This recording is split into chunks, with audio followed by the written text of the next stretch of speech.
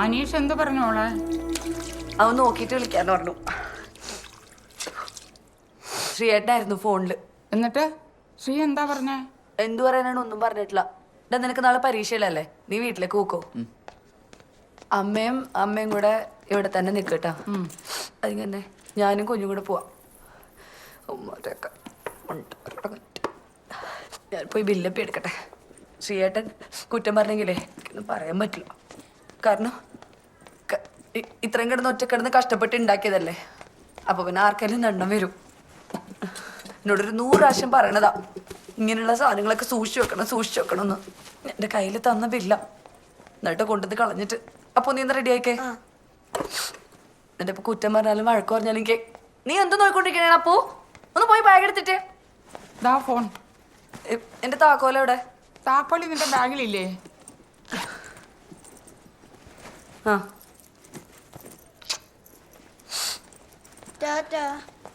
ബാ പോയിട്ട് വരാം അമ്മേ.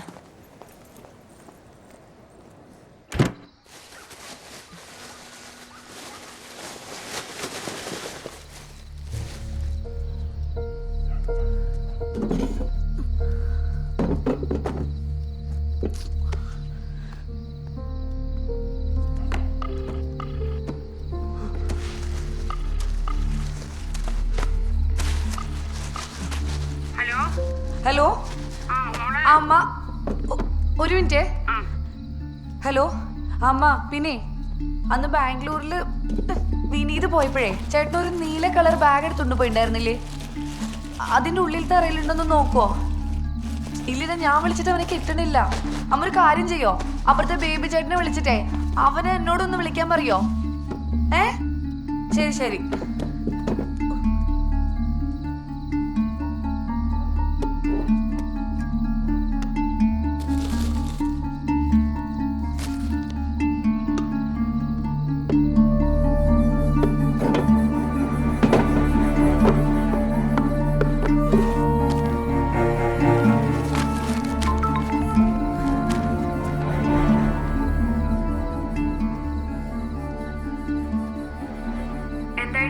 വല്ലതുമ്പ് കിട്ടിയാ?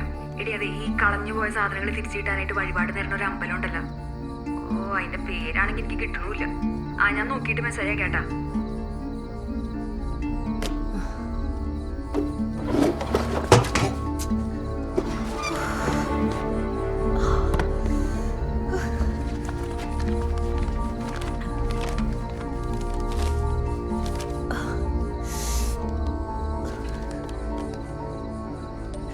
എടി നീ വഴിപാട് ഒന്ന് കുന്നാണെങ്കിലും ഒന്ന് കണ്ടുപിടിച്ചിട്ട് പറ. എനിക്കിത് തപ്പാണ്ട് വേറെ നിവർത്തിയില്ല. എനിക്കിത് കണ്ടുപിടിച്ചേ പറ്റുള്ളൂ.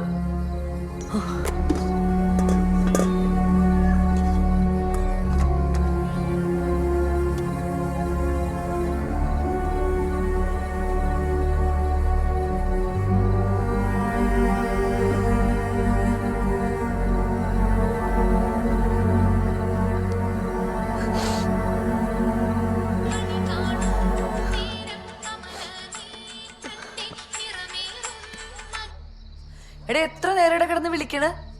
ഉറങ്ങി കിടക്കണം അമ്മേനെ വിളിച്ചുണർത്തിയിട്ടാണ് ഒന്ന് കിട്ടണത്. ഫോൺ സൈലന്റ് ആക്കി വെച്ചിട്ട് നീ എന്തെടുക്കണേണ്? അതെ, നീ അന്ന് കൊണ്ടുപോയില്ലേ നീല കളർ ബാഗ്? അതിൻ്റെ അകത്തൊന്ന് നോക്കോ? ശരി, എന്നാല് നോക്കിയിട്ട് വിളിക്ക്.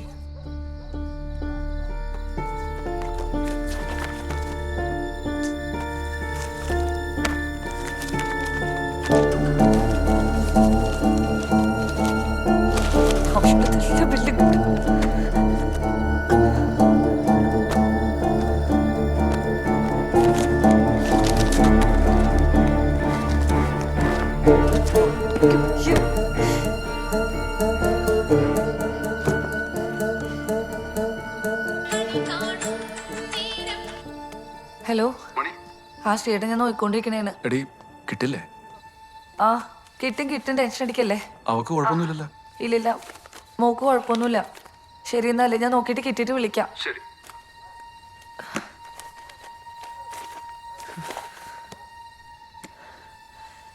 മോനെ, അപ്പൊ നീ കൂടെ ഒന്ന് പോയി നോക്കടാ. കിട്ടിയില്ലെങ്കിൽ നമ്മുടെ എത്ര രൂപ പോകുന്നെന്ന് അറിയോ? പോയി തപ്പ്.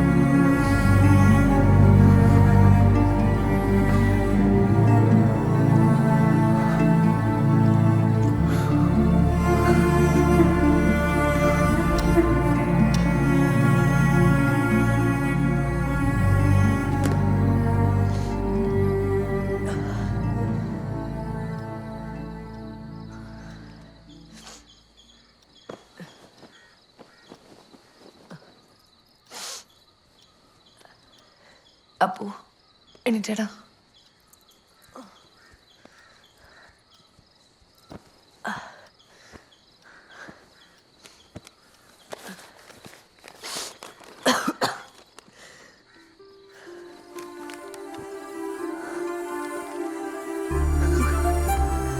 ദാ, അപ്പു ദാ നോക്കി വലിയ കിട്ടി. കിട്ടിയാ?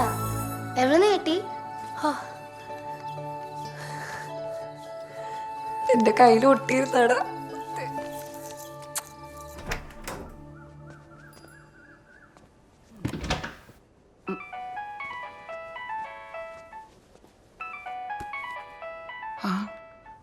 ഹലോ അമ്മ അപ്പൊ ബില്ല് കിട്ടി. എന്റെ ഭഗവാനെ, ഓ എത്ര പ്രാർത്ഥിച്ചല്ലേ ബില്ല് കിട്ടിയെന്ന്. ബില്ല് ഒന്നും പറയണ്ടി, നീ വീട്ടിൽ തപ്പാൻ ഒരു ഒറ്റയിടവും ബാക്കി ഉണ്ടായില്ല. നമ്മൾ ആർക്കും ഒരു ദ്രോഹം ചെയ്തിട്ടില്ലല്ലോ എൻ്റെ കുഞ്ഞെ. നീ ഒരു കാര്യം ചെയ്യ്, എല്ലാവർക്കും കഷ്ടകാലമുള്ള സമയമാണ്. ആ ദേവിയുടെ അമ്പലത്തിൽ കയറിയിട്ടേ 2 രക്തപുഷ്പാഞ്ജലി കഴിച്ചിട്ട് പോരേട്ടാ. ശരി മേന. ആ എടി കിട്ടി കുട്ടഞ്ചേരി ഭഗവതി. അതെ, നീ ഒരു കാര്യം ചെയ്യും, അവിടെ ഒരു കുട്ടഞ്ചേരിയും വഴിപാട് നേര്. ബില്ല് എന്തായാലും കിട്ടൂടി. എടി കിട്ടി, ബില്ല് കിട്ടി. ഷോ, നീ പോയി കിടന്ന് ഉറങ്ങട്ടാ. ഞാൻ എന്താ വെച്ചാ ചെയ്യാം.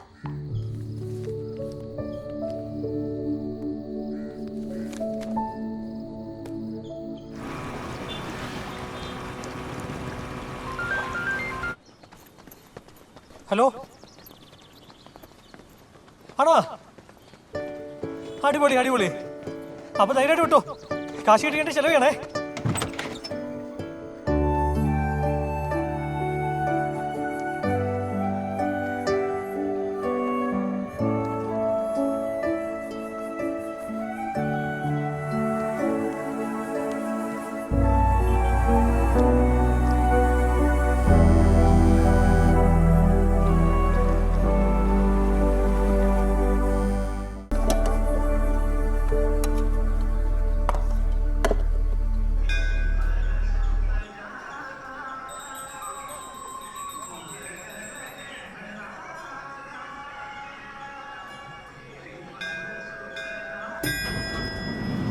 പോട്ടെ.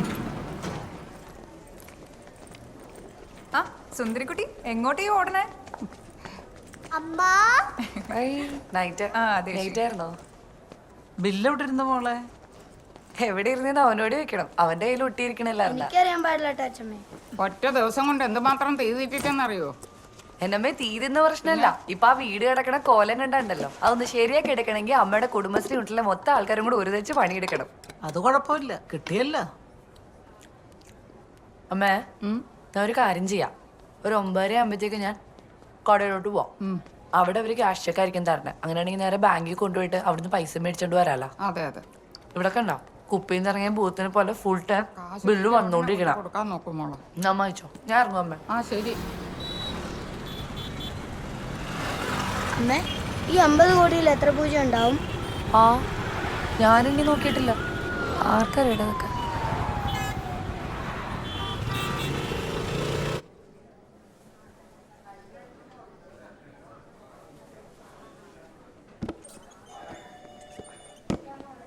Madam bill. Thank you madam.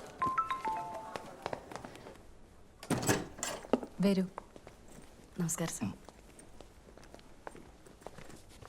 ഇരിക്കൂ. ഈ വിനീത് കുമാർ കാവുങ്കിലാരാ? എൻ്റെ അനിയനാ സാറേ. എന്തു പറ്റി? ഏയ് ഒന്നുമില്ല. ആ ബില്ല് എവിടെ? ബില്ല് ഞാൻ കൊടുത്തായിരുന്നു. ഇവരുടെ ബില്ലാരാ വാങ്ങിയത്? ഒന്ന് കൊണ്ടുവരൂ. ശരി. പേര്? രാധാമണി. മോന്റെ പേരെന്താ? അപ്പു. ആദിത്യരാജ് എന്നാണ്. ആണല്ലേ, നൈസ്. ഹസ്ബൻഡ് എന്ത് ചെയ്യുന്നു? ഗൾഫിലാ. ഞങ്ങളുടെ ജ്വല്ലറിയുടെ 75ാം പിറന്നാളാ. ഒരു ജ്വല്ലറി 75 വർഷം കൊണ്ടുപോകാന്ന് പറഞ്ഞാൽ ചില്ലറ പണിയൊന്നുമല്ല, വലിയ പാടാ. ബില്ല് ആരും വാങ്ങിയിട്ടില്ല സാർ. അയ്യോ അല്ല, ഞാൻ കൊടുത്തതാണല്ലോ. ആണോ? ആ, എൻ്റെ അടുത്ത് മേടിച്ചാണ്. ഇവരുടെ സാറെ കോട്ടിട്ട ആളല്ല, നീല ഷർട്ട് ഇട്ട്. ഇവരുടെ ബില്ലാരാ വാങ്ങിയത്? സാബു ആണോ? സാബു ഒന്ന് ലീവാണ് സാർ. ഓ, മേഡം ഒരു കാര്യം ചെയ്യും, ഇവരുടെ കൂടെ ചെല്ലേ, എന്നിട്ട് നോക്കൂ. ശരി, ബാ.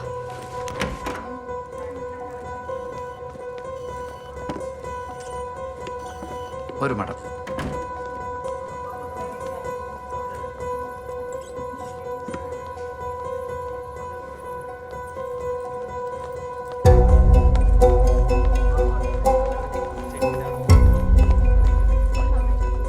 സാറേ വെളുത്ത പൊക്കം കുറഞ്ഞിട്ടുള്ള ഒരാളാണ്. ആരാണെന്ന് കൃത്യമായിട്ട് പറയാൻ ശ്രമിക്കും മാഡം. സാർ അങ്ങനെ കൃത്യമായിട്ട് പറയാൻ എനിക്ക് മുഖം ഓർമ്മ വേണ്ട സാർ. ഒരു മിന്നായം പോലെ കണ്ടാണ് സാറേ ഞാൻ. സാറേ നിങ്ങൾ കാണിക്കണ മര്യാദയല്ല സാറേ. നിങ്ങളുടെ സ്റ്റാഫാണ് എൻ്റെ ഇത് ബില്ല് മേടിച്ചോണ്ട് പോയത്. ഞാനിപ്പോ എങ്ങനെ കണ്ടുപിടിക്കാനാണ്? സാർ ഒരു കാര്യം, സാർ ഇന്നലെ വന്നപ്പോ സാറിന്റെ അടുത്ത് ബില്ല് കൊണ്ടുവരാൻ പറഞ്ഞു. ഇന്നലെ ഞാൻ രാത്രി മൊത്തം കിടന്ന് തപ്പി കഷ്ടപ്പെട്ടിട്ടാണ് ഞാൻ ആ ബില്ല് കൊണ്ടുവന്നത്. ഇപ്പൊ എന്നോട് തന്നെ ബില്ല് കണ്ടുപിടിക്കാൻ പറഞ്ഞാൽ നിങ്ങളുടെ സ്റ്റാഫാണ് സാർ ഇത് മേടിച്ചോണ്ട് പോയത്. ഞാൻ എവിടെ പോയി തപ്പി പിടിക്കാനാണ്? സാറേ ഇവിടെ മൊത്തം ക്യാമറയാണ്. സാറേലും നോക്കായാലും നോക്കി കണ്ടുപിടിക്കാൻ പറ്റില്ല. എന്റെ ഒരാൾ സത്യമായിട്ട് ബില്ല് മേടിച്ചോണ്ട് പോയതാണ് സാർ. ഹലോ മേഡം, നിങ്ങൾ ആരോടെ നാടകം കളിക്കുന്നത്? നാടകോ? 75 ക്രെഡിബിൾ ഇയേഴ്സ് ചെറിയ കാര്യമല്ല. പിന്നെ ഇതിനു മുമ്പ് ഇതുപോലെ പല ആൾക്കാർ വന്ന് പല നാടകങ്ങളും ഇവിടെ കളിച്ചിട്ടുണ്ട്. ഒന്നും സംഭവിച്ചിട്ടില്ല. നിങ്ങൾ ആരോട് ടൂളാണോ അവരോട് ചെന്ന് പറയുക. Don't play with us. മനസ്സിലായോ? സാർ ഇപ്പൊ ഞാൻ കുറ്റക്കാരിയായി സാറേ. പട്ടാപ്പകല് പിടിച്ചു പറിക്കണ പോലെ എന്റെ ഇത് ബില്ല് പിടിച്ചു മേടിച്ചിട്ട് ഇപ്പൊ ഞാനെങ്ങനെ കണ്ടുപിടിക്കാനാണ് സാറേ? മേഡം, ഇങ്ങനത്തെ വൃത്തിയോടൊക്കെ പറഞ്ഞാൽ നിങ്ങളോട് ദൈവം പോലും ക്ഷമിക്കൂല. മേഡം, നിങ്ങൾ സ്ത്രീ ആയതുകൊണ്ട് മാത്രമാണ് ഞങ്ങൾ പോലീസിനെ വിളിക്കാത്തത്. നിങ്ങൾ ഇവിടെ നിന്ന് ഒന്നും വാങ്ങിയിട്ടില്ല. അഥവാ വാങ്ങിയതാണെങ്കിൽ നിങ്ങൾ ബില്ല് കൊണ്ടുപോ. വെറുതെ എടുത്ത് നാളെ വെറുതെ ബഹളം വെക്കണ്ട. മനസ്സിലായല്ലോ? വരൂ മാഡം, വരൂ മാഡം. അവര് ബില്ല് മേടിച്ചോണ്ട് പോയി. ഒന്നുമില്ല സാർ, കണ്ടാ കുടുംബത്തിൽ പറഞ്ഞ പെണ്ണെന്ന് തോന്നുന്നു. പക്ഷെ തട്ടിപ്പാ.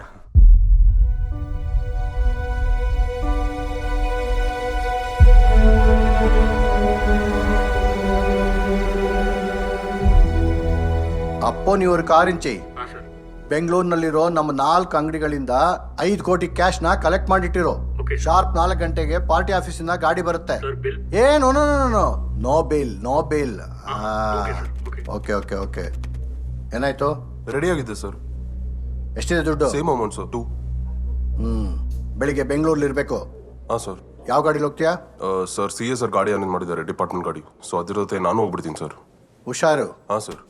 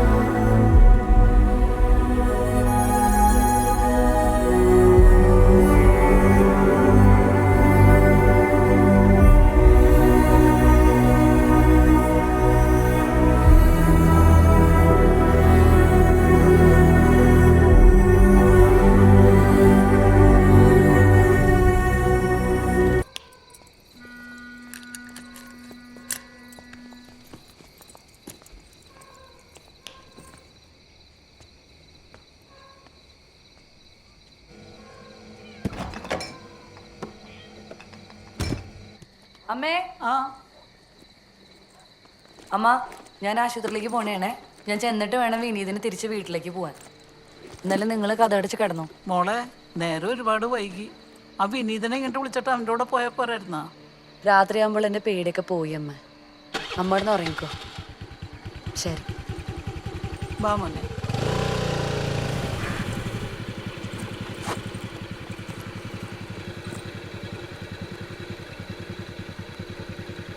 രേണു, ഇടി നീ ബ്ലേഡുകാരനെ വിളിച്ചായിരുന്നോ? ഇനിയിപ്പോൾ പലിശയുടെ കാര്യം നോക്കിയിട്ട് ഒരു കാര്യമില്ല. എനിക്ക് നാളെ കൊച്ചിനെ ആശുപത്രിയിൽ നിന്ന് ഇറക്കാനില്ല. നീ രാവിലെ തന്നെ അങ്ങോട്ടൊന്ന് വിളിച്ചു വെക്കണേ. വിളിച്ചു വെച്ചാൽ മതി. ഞാൻ രാവിലെ വിളിക്കാട്ടെ തന്നെ. ശരി എന്നാ.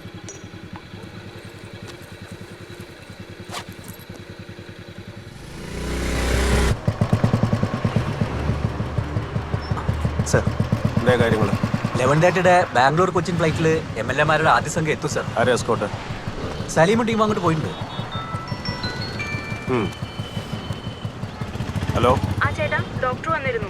എന്തായി കാര്യങ്ങൾ? കുഴപ്പമൊന്നുമില്ല. എന്ത് പറഞ്ഞു ഡോക്ടർ? ചേട്ടനെ എവിടെയെന്ന് ചോദിച്ചു. വരുന്നുണ്ടോ? ശരി, നോക്കട്ടെ. പറ്റിയ ഞാൻ അങ്ങോട്ട് വരാം. ശരി എന്നാ, വിളിക്കാം. ശരി സർ.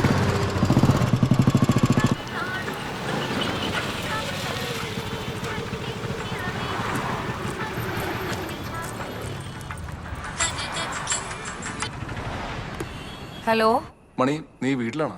അല്ല, ഞാൻ ആശുപത്രിയിലോട്ട് പോയിക്കൊണ്ടിരിക്കുക. എടീ, ഞാൻ അപ്പോഴത്തെ ദേഷ്യത്തിന് ഏതാണ്ടൊക്കെ പറഞ്ഞതേ ഉള്ളു. നീ അത് കാര്യമൊക്കണ്ട. നമ്മളാരെയും പറ്റിച്ചും വെട്ടിച്ചും ഉണ്ടാക്കിയ കാശല്ലല്ലേ. ഞാനിവിടെ കിടന്ന് ചോര നീരാക്കി ഉണ്ടാക്കിയതാ. എന്നിട്ടും അതിന്റെ വിധി അങ്ങനെയാണെങ്കിൽ പോട്ടെ പോലെ. എടീ, നമുക്ക് അവരോടൊന്നും ജയിക്കാൻ പറ്റില്ലല്ലേ. എന്തായാലും എൻ്റെ കുഞ്ഞിനൊന്നും സംഭവിച്ചില്ലല്ലോ, അത് മതി. ശരി.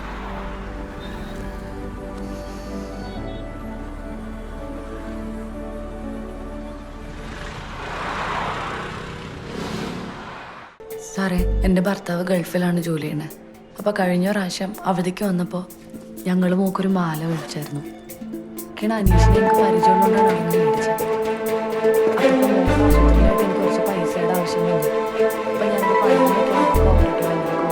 അപ്പോൾ അവിടെ ചെന്നപ്പോൾ അവരാണ് പറഞ്ഞത് 1.5 പൗണ്ട് മാല ശരിക്കും 1.5 പൗണ്ട് സ്വർണ്ണം ബാക്കി ഞാൻ ജ്വല്ലറി ചെന്നപ്പോൾ അവർ പറഞ്ഞ് വീട്ടിൽ ചെന്ന് കഴിഞ്ഞാൽ എല്ലാം ശരിയാക്കി തരാം. ഞാൻ വീട്ടിൽ പോയി കുറേ കൊടുത്തൊരു സ്റ്റാഫ് എൻ്റെ അടുത്ത് പറഞ്ഞില്ല. ഞാൻ കൊടുത്തു. പിന്നെ ബാങ്ക് ചെന്ന് ബില്ല് വെക്കണേ. എനിക്ക് അവരുടെ ഇടയിൽ ഞാൻ കണ്ടുപിടിക്കാനൊക്കെ പറഞ്ഞു. ആളുകൾക്ക് മനസ്സിലാവില്ല. അപ്പം എല്ലാവരും ഞാനിതൊക്കെ കള്ളിയിൽ പോയി തള്ളിപ്പോയി തട്ടി സമയം ഈ വിവരമൊക്കെ പറയാൻ വേണ്ടി ഞാൻ രാവിലെ വക്കീലെടുത്തിരിക്കുമ്പോഴാണ് എൻ്റെ അമ്മ എന്നെ വിളിച്ചിട്ട് പറയണത് ഞാൻ പോലീസ് വിളിച്ചോണ്ട് പോയി. ജോലിക്കാരൻ നല്ല പിടിക്കാനാണ് പഠിക്കണേ. അവന് പരീക്ഷ എഴുതാനും പറ്റിയില്ല. എനിക്ക് വൈകുന്നേരം ഇന്ന് എൻ്റെ മോളെ ആശുപത്രിയിൽ നിന്ന് ഡിസ്ചാർജ് ചെയ്യണം സാറേ. നിങ്ങൾ എന്തെങ്കിലും ഒന്ന് സഹായിക്കണം. എനിക്ക് എന്ത് ചെയ്യണം സത്യമായിട്ടും അറിയാൻ പാടില്ല. അനീഷിനൊന്ന് വിളിച്ചേ. അല്ല, നമ്പർ ഒന്ന് എടുത്തേ. ആ 9847072269.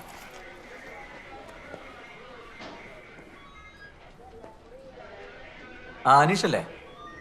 ഇത് സൗത്ത് പോലീസ് സ്റ്റേഷനാ.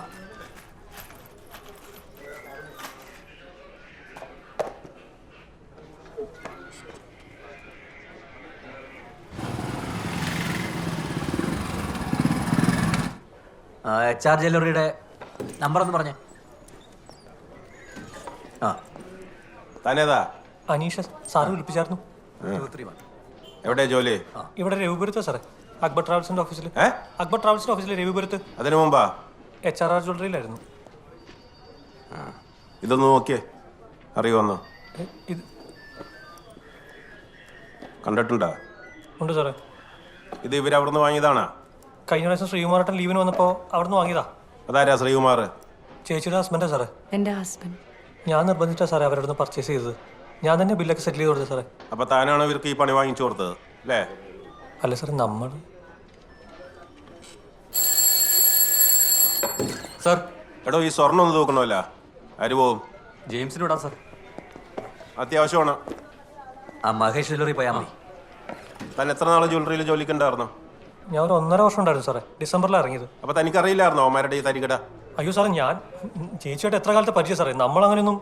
അവൻ്റെ മൊഴി എടുക്കുക. സാർ, സാർ ആ ജ്വല്ലറിയുടെ നമ്പർ അതിലുണ്ട്. വാ.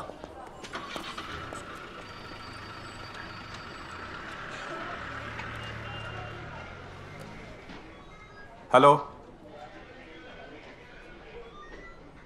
സൗത്ത് സ്റ്റേഷനിൽ SI ആ മാനേജർക്കൊന്ന് ഫോൺ കൊടുത്തേ. നിങ്ങളുടെ സ്ഥാപനത്തിനെതിരെ ഒരു കംപ്ലൈന്റ് വന്നിട്ടുണ്ടല്ലോ, ഒരു രാധാമണി. സാർ, ആ മാലയുടെ ഇഷ്യൂ ആണോ? അതെ അതെ, കേട്ടിടത്തോളം അതൊരു ജെന്യുവൻ കംപ്ലൈന്റ് ആണെന്ന് തോന്നണം. സാർ, അതൊരു ഫേക്ക് ഇഷ്യൂ ആണ്. അത് ഞങ്ങളുടെ പ്രൊഡക്റ്റ് അല്ല. അവരെ മറ്റൊരു. നിങ്ങളൊന്ന് പുറത്തിരുന്നേ. Sorry. Hello hello sir. Issue fake ആണോ അല്ലയോ എന്ന് താനാണ് തീരുമാനിക്കണത്. കാര്യങ്ങൾ നല്ലോണം ബോധ്യപ്പെട്ടിട്ട് തന്നെ ഞാൻ വിളിക്കണത്. നീ കൂടുതൽ വർത്താനം പറഞ്ഞാൽ കോടതി കയറേണ്ടി വരും. അവരിവിടെ സ്റ്റേഷനിലുണ്ട്. നിങ്ങളുടെ ആരെങ്കിലും ഇങ്ങോട്ട് വിട്ട് ഇവിടെ വെച്ച് അങ്ങോട്ട് തീർത്തോ, ഇല്ലെങ്കിൽ എല്ലാവർക്കും അത് ബുദ്ധിമുട്ടാകും. സാർ, ഒരു 10 മിനിറ്റ് ഇപ്പം തിരിച്ചു വിളിക്കാം. ശുദ്ധ തെമ്മാടിത്തറ സാറേ ഇവർ കാണിച്ചിരിക്കുന്നത്. ഇത് ഇവരുടെ സ്ഥിരം പരിപാടിയാ. പക്ഷെ ഇവിടെ ഇപ്പോൾ CA സാർ ഇങ്ങനെ സ്റ്റാൻഡിൽ നിൽക്കുമ്പോൾ അതൊരു പ്രശ്നമാണ്. സാർ, തൂക്കത്തിൽ എഴുതിയിട്ടുണ്ട്. സ്വർണ്ണം 1.5 പവനേ ഉള്ളൂ, ബാക്കി മുഴുവൻ മെഴുകിൻ്റെ.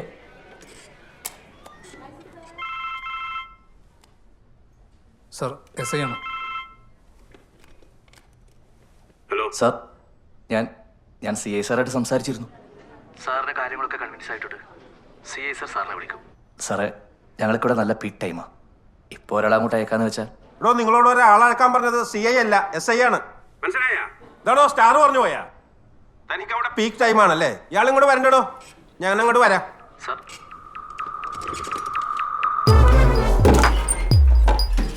എന്തായി? ഒന്ന് പുറത്തോട്ട്.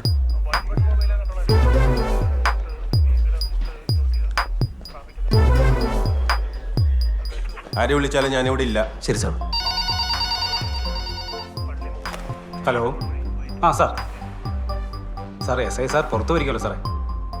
ഒരു 10 മിനിറ്റായി. ശരി സാർ. CS Sarah. താൻ പോയിക്കോ, ആവശ്യമുണ്ടെങ്കിൽ വിളിക്കും. ശരി സാർ. തിരുവനന്തപുരം പെരൂർക്കട സ്റ്റേഷനിൽ ഇതേ ജ്വല്ലറിയുടെ പേരിൽ 2 കേസ് ചാർജ് ചെയ്തിട്ടുണ്ട്. അതിന്റെ ഫുൾ ഡീറ്റെയിലിംഗ് എടുത്തേ. ആ സാർ. പെരൂർക്കട സ്റ്റേഷനിൽ SI ആരാ? ജോർജ് വർഗീസ്. 2 കേസിന്റെ ഫുൾ ഡീറ്റെയിൽ എനിക്ക് പെട്ടെന്ന്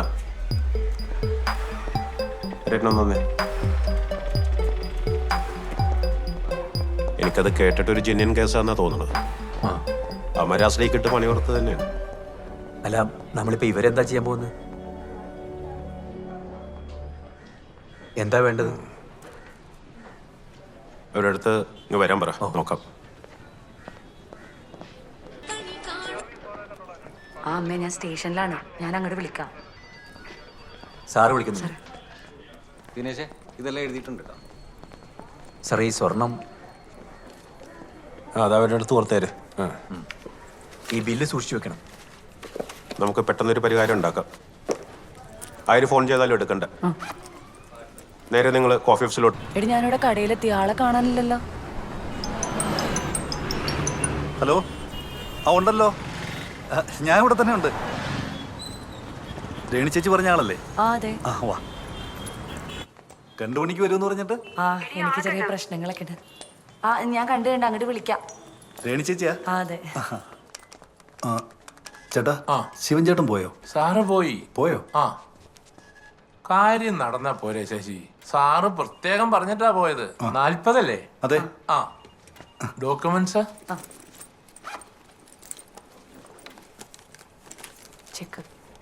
ചെക്ക്. എന്താ ഈട്? ഈടോ? ആ, പറഞ്ഞിട്ടുണ്ടായിരുന്നില്ല. എന്തോന്നാ ചേട്ടാ ഇത്? ഞാൻ ഗ്യാരണ്ടി അല്ലേ, ചെറിയ ക്യാഷ് അല്ലേ. ഒരു ആശുപത്രി കേസാ, ചേട്ടൻ കാശ് കൊടുക്ക്. സാറ് പ്രത്യേകം പറഞ്ഞിട്ടാ പോയത്, ഈടില്ലാതെ ആർക്കും 5 പൈസ കൊടുക്കണ്ടെന്ന്. മുമ്പത്തെ പോലെ അല്ല ശശി ഇപ്പം. കാര്യങ്ങളൊക്കെ നിനക്കറിയാൻ മേലേ. എന്താ ഇപ്പൊ ഈട് വെക്കുന്നത്? വല്ല ഗോൾഡോ മറ്റോ? ഗോൾഡൊന്നും ഇല്ല. വണ്ടിയുടെ ബുക്കും പേപ്പറും ഇല്ലേ? ആ, വണ്ടിയുടെ ഉണ്ട്. ചേട്ടാ, വണ്ടിയുടെ ബുക്കും പേപ്പറും ധാരാളം. ഒന്നെടുത്തിട്ട് വേഗം. വേണോ? അത് കിട്ടിയിട്ടില്ല. അവരെ ഈട് വേണമെന്ന് പറഞ്ഞു. ഞാൻ വണ്ടിയുടെ ബുക്കും പേപ്പർ എടുക്കാൻ പോണേണ്. 2 കോപ്പി. ഹലോ. ആ അമ്മ എനിക്കതല്ലാണ്ട് വേറെ നിവൃത്തിയൊന്നുമില്ല എന്നിട്ടാണ്. ആ, 10 മിനിറ്റ്.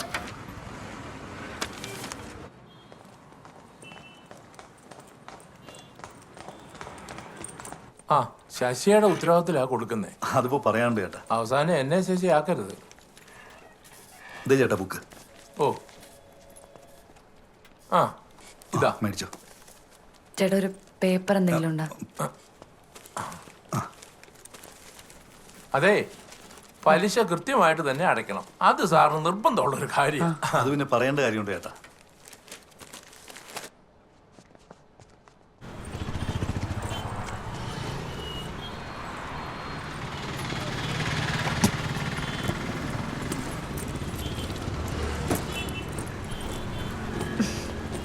ഒന്ന് പിടിച്ചേ.